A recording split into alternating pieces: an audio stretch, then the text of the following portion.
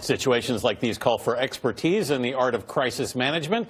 CBS News contributor and Republican strategist Frank Luntz joins us from Los Angeles. Frank, good morning. Good morning.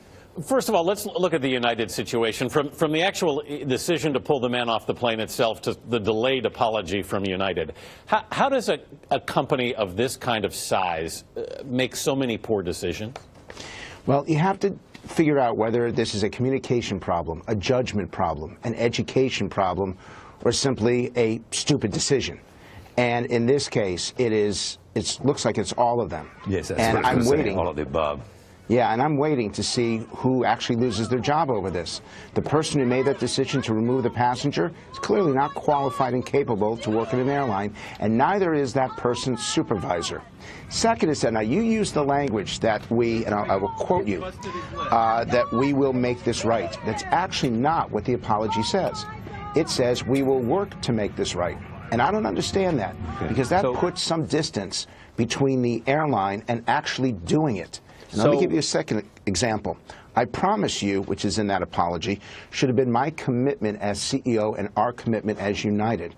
Don't make a promise. Nobody trusts people who do that. So I think that the airline is still missing the point that it has to not only say that it takes responsibility, it has to show it. They should have done that immediately. Correct. And by the way, it's obvious. Charlie, when a video is released, it's over and done. And the apology isn't just enough to say, hey, we got it wrong. It also has to communicate what we are going to do in the future to get this right. It has to communicate, I'm going to make you whole again. You don't want to see this lawsuit if you're at United Airlines. So what did they do to make sure that this lawsuit, is settled? So they made a commitment that they are going to have new policies by the 30th of April. Frankly, my suggestion to them would be to allow that passenger to fly free on United for the rest of his life.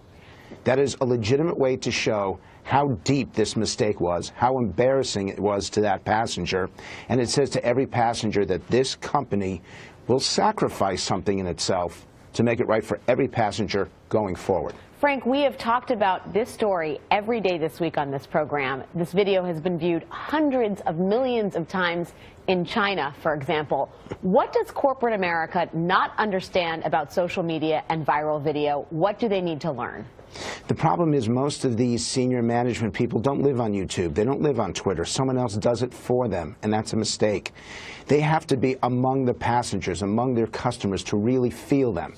And if I were the CEO, I frankly would have gone out and started doing focus groups. I would have gone to every airport that United flies, and I would have invited passengers to vent their frustration so you can hear it firsthand. I truly believe that there is a distance between the senior management and the people that they wish to serve, their employees, their customers, and the communities that they operate in.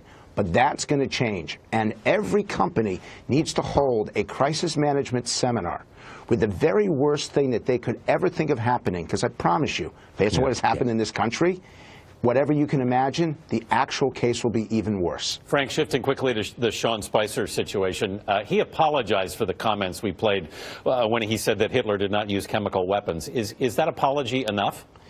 Well, I know that for some, and I'm one of them, I lost significant numbers of my family, that when you hear the word Hitler, you immediately think gas chambers.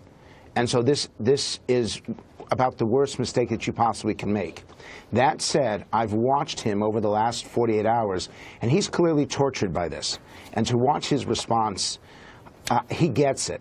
The problem or the challenge is that it is the toughest job on the face of the earth. Imagine trying to face 50 people who want to take you down every day. So I give him credit for going out there, but it's going to take some time for him to restore the credibility that he needs. Crisis Communications, Frank Luntz. Thanks as always, Frank. Thank you.